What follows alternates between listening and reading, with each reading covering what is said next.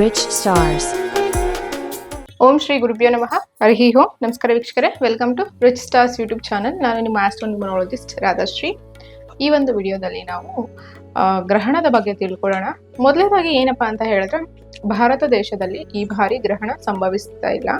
So ಈ ಬಾರಿ ನಮಗೆ ರಾಹುಗ್ರಸ್ತ ಚಂದ್ರಗ್ರಹಣ ಇದೆ, ದಿನಾಂಕ 18/9/2024. ಸೊ ಬನ್ನಿ ಯಾವ್ಯಾವ ನಕ್ಷತ್ರ ಅಥವಾ ರಾಶಿದವರಿಗೆ ಹೇಗಿದೆ ಅಂತ ನೋಡೋಣ.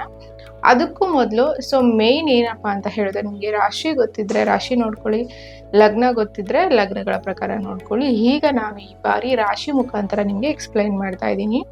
ಮೀನ ರಾಶಿಯಲ್ಲಿ ಗ್ರಹಣ ಸಂಭವಿಸ್ತಾ ಇದೆ ಈ ಬಾರಿ. ಸೊ ಆಲ್ರೆಡಿ ಅಲ್ಲಿ ನಮಗೆ ರಾಹು ಇದೆ. ಸೊ ಹಾಗಾಗಿ ರಾಹುಗ್ರಸ್ತ ಚಂದ್ರಗ್ರಹಣ. ಸೊ ಯಾವ್ಯಾವ ರಾಶಿಗೆ ಇಂಪ್ಯಾಕ್ಟ್ ಮಾಡುತ್ತೆ? ಮೊದಲನೇದಾಗಿ ನೋಡಿ, ಯಾವಾಗಲೂ ಅಷ್ಟೇನೆ ಚಂದ್ರನಿಂದ ನಾವು ತಗೋಬೇಕು ಅಂದ್ರೆ ರಾಶಿಯಿಂದ ತಗೋಬೇಕು. ಸೊ 6, 8, 12ನೇ ಮನೆ ಅಂತ ಹೇಳಿದ್ರೆ, ಫಾರ್ ಎಕ್ಸಾಂಪಲ್ ಈಗ ನಮಗೆ ಈ ಬಾರಿ ಯಾರಿಗೆ ಇಂಪ್ಯಾಕ್ಟ್ ಆಗ್ತಾ ಇದೆ ಅಂತ ಹೇಳಿದ್ರೆ, ಮೇಷರಾಶಿಯವರಿಗೆ, ಬಿಕಾಸ್ 12ನೇ ಮನೆ ಬರ್ತಾ ಇರೋದ್ರಿಂದ. ಹಾಗೆ ಸಿಂಹ ರಾಶಿಯವರಿಗೆ, ಸಿಂಹ ರಾಶಿಯಿಂದ 8ನೇ ಮನೆ ಆಗುತ್ತಲ್ವಾ, ಹಾಗೆ ತುಲಾ ರಾಶಿಯವರಿಗೆ ರಾಶಿಯಿಂದ 6ನೇ ಮನೆ ಆಗುತ್ತೆ. ಹಾಗೆ 4ನೇ ಮನೆ, ಯೂಶಲಿ 4ನೇ ಮನೆಯೂ ಕೂಡ ನಾವು ತಗೋತೀವಿ. ಹಾಗಾಗಿ 4ನೇ ಮನೆ ಅಂದ್ರೆ ಧನುರ್ಮನೆ. ಸೊ ಲಗ್ನದಿಂದ ಆದ್ರೂ ತಗೊಳ್ಳಿ, ರಾಶಿಯಿಂದ ಆದ್ರೂ ತಗೊಳ್ಳಿ, ಬಟ್ ರಾಶಿಯಿಂದ ಈ ಬಾರಿ ಇಂಪ್ಯಾಕ್ಟ್ ಜಾಸ್ತಿ ಮಾಡುತ್ತೆ. ಯಾಕಂದ್ರೆ ಚಂದ್ರ ಆಗಿರೋದ್ರಿಂದ.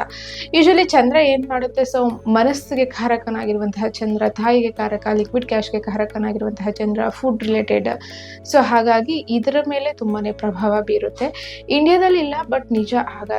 ಆದ್ರೆ ಇಡೀ ಭೂಗೋಳದಲ್ಲಿ ಸೊ ಎಲ್ಲಾ ದೇಶಗಳಿಗೂ ಒಂದೇ ಸೂರ್ಯ, ಒಂದೇ ಚಂದ್ರ. ಸೊ ಹಾಗಾಗಿ ಗ್ರಹಗಳು ಚೇಂಜ್ ಆಗಲ್ಲ, ಟೈಮಿಂಗ್ಸ್ ಮಾತ್ರ ಚೇಂಜ್ ಆಗುತ್ತೆ ನಮಗೆ. ಸೊ 18ನೇ ತಾರೀಕು ಗ್ರಹಣ ಇದೆ ಅವತ್ತು. ಸೊ ಬುಧವಾರ ಬೀಳೋದ್ರಿಂದ. ಬಟ್ ಇಲ್ಲೊಂದು ಪಾಯಿಂಟ್ ಏನು ಅಂತ ಹೇಳಿದ್ರೆ, ಮಂಗಳವಾರ ಮಧ್ಯಾಹ್ನ 11:41 ಶುರು ಆಗುತ್ತೆ ಬೆಳಿಗ್ಗೆ.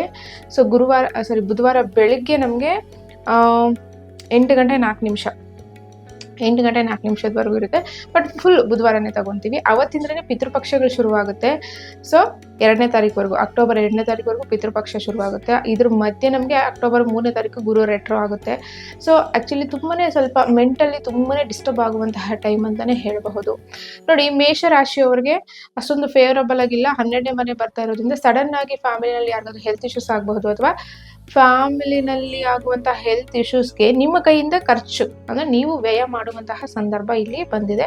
ಹಾಗೆ ಸಡನ್ ಟ್ರಾವೆಲಿಂಗ್ಸ್ ತೋರಿಸ್ತಾ ಇದೆ, ಸಡನ್ ಎಕ್ಸ್ಪೆನ್ಸಸ್ ಮತ್ತೆ travellings related to the hospitality ಅಥವಾ ಹೌಸ್ ಕನ್ಸ್ಟ್ರಕ್ಷನ್ ಏನಾದರೂ ನಡೀತಿದ್ರೆ ಆ ಒಂದು ಫಿನಿಶಿಂಗ್ಗೆ ನೀವು ಈ ಬಾರಿ ಹೆಚ್ಚು ಹಣ ಸುರಿಯೋದು ತೋರಿಸ್ತಾ ಇದೆ. ನೆಕ್ಸ್ಟ್ ಸಿಂಹರಾಶಿಯವರಿಗೆ. ಸೊ ಸಿಂಹರಾಶಿಯವರಿಗೆ 8ನೇ ಮನೆ ಆಗಿರೋದ್ರಿಂದ sudden events, sudden changes, sudden ಆಗಿ ಪ್ರಾಪರ್ಟಿ ತಗೊಳ್ಳೋಕ್ಕೆ ಒಂದಷ್ಟು ಸಾಲ ಆಗಬಹುದು, ಅಥವಾ ಹಿಂದೆ ಮಾಡಿರೋ ಸಾಲ ಸೊ ಇಲ್ಲಿ ಉಲ್ಬಣ ಆಗಬಹುದು. ಇದು ಸಿಂಹರಾಶಿಯವರಿಗೆ. ನೆಕ್ಸ್ಟ್ ತುಲಾ ರಾಶಿಯವರಿಗೆ ಸಣ್ಣ ಪುಟ್ಟ ಆರೋಗ್ಯ ಸಮಸ್ಯೆ ತೋರಿಸ್ತಾ ಇದೆ. ಇದು ಕುಟುಂಬಸ್ಥರಲ್ಲಾಗಿರಬಹುದು, ಫ್ರೆಂಡ್ಸ್ ರಿಲೇಟೆಡ್ ಆಗಿರಬಹುದು, ಅಥವಾ ನಿಮ್ಮಗಳಿಗೇನೆ ಸೊ ಹೆಲ್ತ್ ಇಶ್ಯೂಸ್ ತೋರಿಸ್ತಾ ಇದೆ. ಇನ್ನು ಧನುರ್ ರಾಶಿಯವರಿಗೆ 4ನೇ ಮನೆಯಲ್ಲಿ ಗ್ರಹಣ ಸಂಭವಿಸ್ತಾ ಇರೋದ್ರಿಂದ ಮಾನಸಿಕ ಪರಿಸ್ಥಿತಿ ಅಂತ ಹೇಳಿದ್ರೆ ಮೆಂಟಲಿ ಡಿಸ್ಟರ್ಬೆನ್ಸ್ ಜಾಸ್ತಿ ಆಗುತ್ತೆ.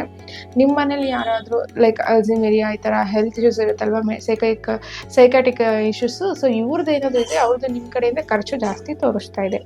ಇದಿಷ್ಟು ಬಂದು ಈ ಬಾರಿ ಗ್ರಹಣದ ಒಂದು ರಾಶಿಗಳಿಗೆ ನೆಗೆಟಿವ್ ಇರೋದು ತಗೊಳ್ಳಿ ಫಸ್ಟು. ಅದರಿಂದ ಆಚೆ ಬರೋಕ್ಕೆ ಇದು ಚಂದ್ರಗ್ರಹಣ ಇರೋದ್ರಿಂದ ತುಂಬಾ ಇಂಪ್ಯಾಕ್ಟ್ ಇರೋದಿಲ್ಲ ನಮಗೆ. ಮ್ಯಾಕ್ಸಿಮಮ್ 1 ಮಂತ್ ಇರುತ್ತೆ ಅಷ್ಟೇ, ಅದ್ರ ಮೇಲೆ ಅಷ್ಟೊಂದು ಇಂಪ್ಯಾಕ್ಟ್ ಮಾಡೋದಿಲ್ಲ. ಇದಾದ ನಂತರ ಇನ್ನು ಯಾರ್ಯಾರಿಗೆ ಇದು ಇಂಪ್ಯಾಕ್ಟ್ ಮಾಡುತ್ತೆ ಅಂತ ಹೇಳಿದ್ರೆ, ಗ್ರಹಣ ಸಂಭವಿಸ್ತಾ ಇರೋದು ಪೂರ್ವಭಾದ್ರ ನಕ್ಷತ್ರದಲ್ಲಿ. ಅದು ಗುರುವಿನ ನಕ್ಷತ್ರ ಆಗಿರೋದ್ರಿಂದ ಪೂರ್ವಭಾದ್ರ ನಕ್ಷತ್ರದವರು, ಪುನರ್ವಸು ನಕ್ಷತ್ರದವರು, ಹಾಗೆ ವಿಶಾಖ ನಕ್ಷತ್ರದವರು, ಪೂರ್ವಭಾದ್ರ ಮೀನರಾಶಿ, ಪುನರ್ವಸು ಕರ್ಕಾಟಕ ರಾಶಿ, ಹಾಗೆ ವೃಶ್ಚಿಕದಲ್ಲಿರುವಂತಹ ವಿಶಾಖ ನಕ್ಷತ್ರದವರಿಗೆ ಈ ಬಾರಿ ತುಂಬಾನೇ ಇಂಪ್ಯಾಕ್ಟ್ ಆಗುತ್ತಾ ಇದೆ. ಸೊ ಹಾಗಾಗಿ ನೀವುಗಳು ನಿಮಗೆ ಲಗ್ನದಿಂದ ಎಲ್ಲಿ ಈ ಮನೆ ಬರುತ್ತೆ ಅದ್ರ ಪ್ರಕಾರ ಎಚ್ಚೆತ್ಕೊಳ್ಳಿ.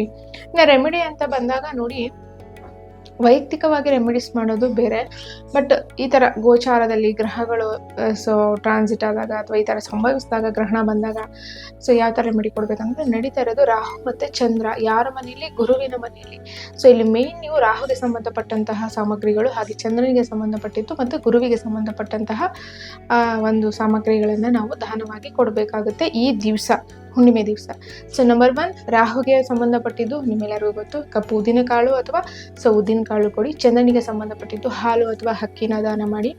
ಹಾಗೆ ಗುರುವಿಗೆ ಸಂಬಂಧಪಟ್ಟಿದ್ದು, ಯಾಕೆ ಗುರುವಿನ ಮನೆಯಲ್ಲೇ ಇರೋದ್ರಿಂದ ಸೊ ನಮಗೆ ಗುರುವಿಗೆ ಸಂಬಂಧಪಟ್ಟಂತಹ ಕಡಲೆ ಕಾಳು. ಈ 3ರಲ್ಲಿ 3 ಅನುಕೂಲ ಆದರೂ ನೀವು ದಾನ ಮಾಡ್ಬೋದು ಆವತ್ತಿನ ದಿವಸ, ಅಥವಾ 3ರಲ್ಲಿ ಯಾವುದು ನಿಮಗೆ ಇಂಪ್ಯಾಕ್ಟ್ ಜಾಸ್ತಿ ಇದೆ ಅದನ್ನು ನೀವು ದಾನ ಮಾಡಬಹುದು.